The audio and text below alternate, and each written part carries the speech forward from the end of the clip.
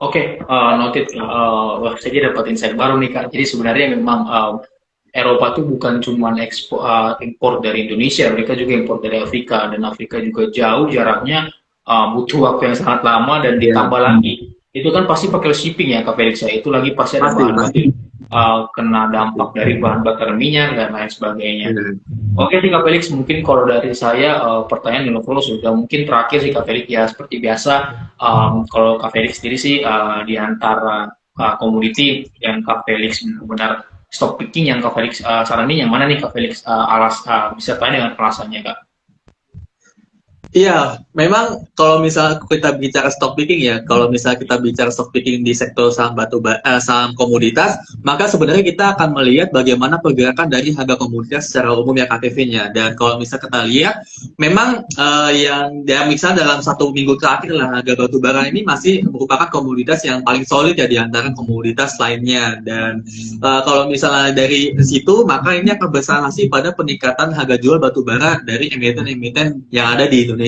Dan sebenarnya ya dari situ kita menjagokan saham-saham batu bara ya Kak Kevin dan juga sobat mas kalian untuk menjadikan saham-saham pilihan lah untuk beberapa bulan ke depannya. Dan sebenarnya kalau kita lihat dari result dari first half tahun ini ya, misalnya dari PTBA sebenarnya ini juga masih positif ya secara kuartalan ya, di mana nih masih naik 10% ke 10,2 triliun, dan mana ini sebenarnya cukup bagus ya, dan juga ini masih inline lah dengan estimasi kami dan juga estimasi dari market ya. Dan di satu sisi ini peningkatan dari pendapatan PTBA di second quarter tahun ini didorong oleh peningkatan dari harga jual batu bara ya, atau ASP lah, average selling price, yang mana itu mencapai 1,2 juta itu ya rupiah per tonnya ya, yang mana itu naik dari 1,1 juta di kuartal sebelumnya. Jadi memang solidnya harga batu bara ini sedikit banyak pasti akan berpengaruh pada peningkatan dari ASP di emiten-emiten batu bara di Indonesia ya, termasuk di PTBA. Walaupun kalau kita lihat dari proporsi penjualan PTBA ini tuh masih mayoritasnya di domestik ya Kak Kevin ya. Cuman kalau misalnya kita lihat dengan adanya apa ya, dengan adanya larangan ekspor di batubara pada Januari kemarin, ini tuh kemudian yang membuat emiten-emiten batubara di Indonesia ini kemudian memacu penjualan ekspornya ya, termasuk dari PTBA itu sendiri. Dan mana kalau kita lihat ya dari penjualan, destinasi penjualan dari PTBA ini tuh ke India menjadi peningkatan paling besar ya Kak Kevin ya, yang mana ya seperti kita sudah bahas sebelumnya kan, di India ada heatwave, kemudian ada peningkatan dari konsumsi dari listrik, yang mana ini harus dari pemerintah India harus meningkatkan impor dari batu bara. Dan ini PTBA menjadi salah satu emiten yang mendapatkan berkah lah dari adanya heatwave di India, yang mana kalau misal kita lihat penjualan India ini mencapai 4,9 triliun rupiah, yang mana kalau misalnya secara tahunan ini tuh naik 778% dibandingkan dengan 2021, yang mana ini peningkatannya sangat signifikan ya kalau misalnya kita lihat. Dan kalau misalnya kita lihat lagi dari Korea Selatan itu juga naik hampir 1.200% ya Kak Kevin, yang mencapai kurang lebih 1,2 triliun rupiah, yang mana ini menjadi salah satu salah satu tanda bahwa memang adanya peningkatan dari aktivitas perekonomian di Asia Timur ya, mungkin selain di China, misalnya seperti di Korea Selatan, di Jepang, dan juga di negara-negara Asia Timur lainnya, yang mana ini menjadi salah satu sentimen positif ya bagi penjualan batubara di emiten-emiten Indonesia. Dan kalau misalnya kita lihat dari laba bersih PTBA pun juga terbang tinggi ya, yang mana ini di second quarter kemarin ini sampai 3,8 triliun, ini naik 70% ya dibandingkan kuartal sebelumnya, yang mana itu masih di tahun yang sama ya Kak Kevin dan juga sobat pan sekalian. Jadi memang performa PTBA ini sangat outstanding sekali ya, sangat bagus sekali. Dan juga dari sini kita masih mereka udah sampai ya di 4.600, yang mana ini ya sedikit banyak hampir kena ya Kak Kevin ya. Dan ya mungkin kita akan revisi naik lagi kalau misalnya memang adanya masih solidnya harga batu bara di global ya Kak Kevin ya. Dan selain itu juga kalau misalnya kita lihat dari ITMG Kak Kevin ini juga kurang lebih mirip-mirip Pak dari kalau misalnya kita lihat dari top line-nya, yang mana kalau misalnya kita lihat di pendapatan di second quarter tahun ini tuh naik sekitar 99% ya dibandingkan tahun lalu menjadi sekitar 78 juta USD, yang mana ini tuh ditopang oleh peningkatan dari harga jual ya dari ITMG sendiri yang mencapai 200 USD per tonnya ya. Dan ini tuh ya kalau bisa kita lihat dibandingkan dengan emiten-emiten lainnya, ITMG ini menjadi salah satu produsen batu bara dengan harga kalori ya, yang mana kalau bisa kita lihat ini cukup mahal juga dihargai oleh pasar, yang mana kalau kita lihat ASP-nya ini mencapai ya 200 USD per tonnya ya, yang mana ya ini menjadikan salah satu peningkatan pendapatan dari ITMG di second quarter tahun ini. Dan kalau kita lihat penjualannya di negara-negara Asia Selatan, misalnya kayak India, kemudian dari Pakistan, ini tuh meningkat sangat signifikan ya Kak Kevin ya, sekitar 88% ke 835 juta USD. Dan ini menjadi salah satu berkah lagi ya, yang mana adanya peningkatan, adanya hijrah di India, yang mana ini meningkatkan demand dari batu bara. Kemudian ya ini menjadi salah satu berkah bagi emiten-emiten Indonesia untuk mensuplai batu bara ke lebih banyak ya ke wilayah India dan juga Asia Selatan lainnya yang terdampak heatwave tersebut. Dan kalau kita lihat memang secara downline-nya di laba bersihnya nih sedikit agak di bawah estimasi dari kami ya, karena memang adanya hedging yang dilakukan oleh ITMG di second quarter kemarin ini ya cukup surprising lah dia jumlahnya juga, dan juga ini akan cukup berpengaruh juga ya terhadap laba bersih dari ITMG. Cuman kalau misalnya kita lihat dengan solidnya harga batu bara saat ini, kemudian adanya translasi kenaikan ASP di beberapa bulan mendatang, ini tuh menjadi salah satu ya mendorong kinerja dari ITMG lah, yang mana ini translasi pada kenaikan harga saham ITMG sendiri. Tapi memang kalau misalnya kita punya target price ini sudah kena ya di 40.000 per lembar sahamnya dengan IPTJ 1,7 kali, dan kita masih under review lagi nih untuk saham ITMG, yang mana ya seperti yang tadi PTBA sudah saya ceritakan, ini harga batu baranya masih solid, yang mana ini juga sedikit banyak akan menjadikan peningkatan kinerja lah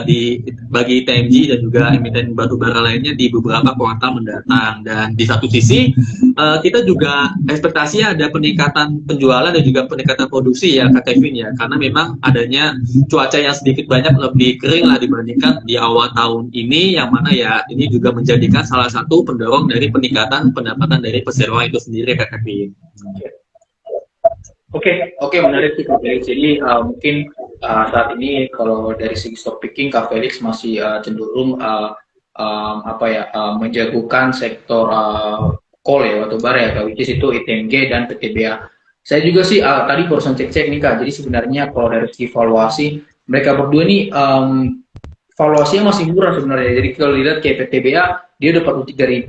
Ini PI-nya bisa dibilang di bawah 10, kan di bawah 7 di bawah LSP ya.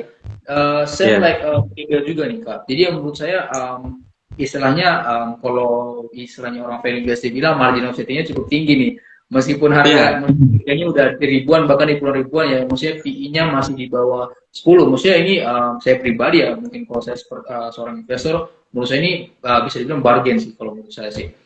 Sih kalau mungkin kalau dari Kak Felix mungkin ada mau closing statement, mungkin apakah mau nambahkan, mungkin ada nambahin soal sektor CPO mungkin metal mining dan mungkin juga oil dan lain sebagainya Kak sebelum kita tutup. Ya memang yang sebagai kesimpulannya ya, kita harus melihat bagaimana dari outlook perekonomian secara global di beberapa bulan mendatang, yang mana ini tuh sedikit banyak akan mengalami pelambatan ya Kak Kevin dan juga Sobat Mas sekalian. Dan di satu sisi adanya pelambatan ekonomi di beberapa negara besar ya, misalnya seperti di US, kemudian di China dan juga di negara Uni Eropa, dengan berbagai macam penyebab yang berbeda-beda. Ini tuh sedikit banyak ya akan menjadikan sentimen negatif ya bagi harga komoditas secara umum. Cuman memang dari kita bahas tadi sore, kemudian kita lihat lah bahwa kalau misalnya sektor batu bara ini masih solid banget, kemudian adanya peningkatan permintaan dari Uni Eropa yang menopang harganya batu bara di level 430-an,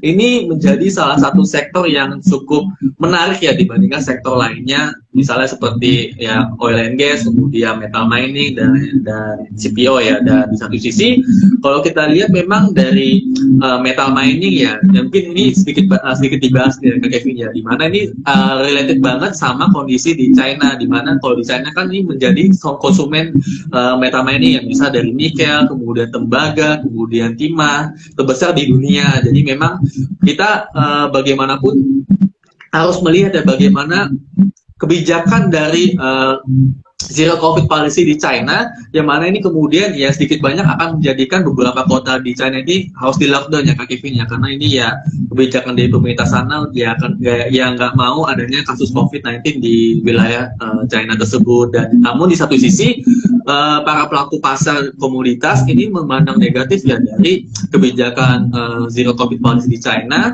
yang mana ini ya memang sedikit banyak akan membuat permintaan dari komoditas, kemudian permintaan aktivitas dari manufaktur di negara-negara di beberapa wilayah di China ini akan semakin melambat ya. Dan di satu sisi ya kita lihat di PMI manufakturnya aja nih sedikit banyak agak mulai kontraksi nih di bawah 50 basis point ya. Jadi memang ya ini menjadi salah satu indikator inti ya bagaimana metal mining, auto metal mining ke depannya ya, yang mana ini akan dipengaruhi oleh dari China itu sendiri. Dan di satu sisi kalau misal kita lihat yang terakhir nih Kak Kevin dari CPO, ini akan sangat related ya dari Indonesia dan juga Malaysia ya, mana kita tahu ya dari Indonesia sendiri ini sudah memberlakukan flash out ya, yang mana ini memacu ekspor CPO dan juga turunannya ya pasca pelarangan ekspor dari CPO turunannya beberapa bulan yang lalu, yang mana ini kemudian membanjiri stok CPO di pasar global ya, karena kita tahu juga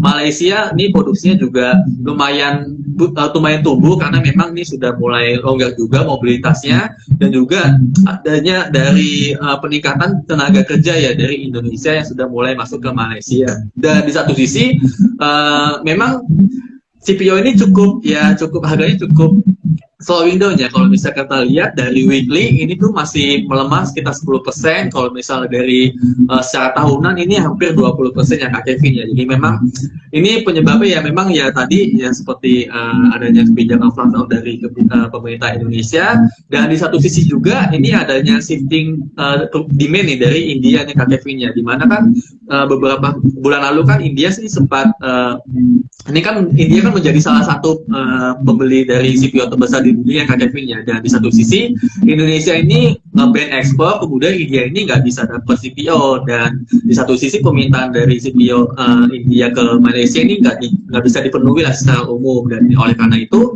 India ini kemudian mencari alternatif minyak nabati lainnya yang bisa seperti sunflower, kemudian soybean oil, yang mana ini ya dirasa oleh mereka ini tuh supply-nya ini lebih stabil dan juga lebih bisa di forecast lah dibandingkan dari CPO ya. Dan ini menjadikan salah satu sentimen negatif lah bagi harga CPO secara umum ya Kak Kevin ya. Dan ya memang ini menjadi salah satu dampak dari adanya kenaikan harga minyak goreng, yang mana ini menjadikan alasan kenapa CPO dan juga turunannya ini kemudian ekspornya dilarang seperti itu Kak Kevin. Jadi memang ya dari CPO ini cukup ya harganya juga cukup lebih turun lah dibandingkan di beberapa waktu kemarin, dan juga ini juga memang disebabkan juga dari adanya lockdown China ya. Memang ini China ini menjadi salah satu konsumen terbesar di CPO di global ya, mana ini biasanya ini digunakan untuk sektor industri F&B ya.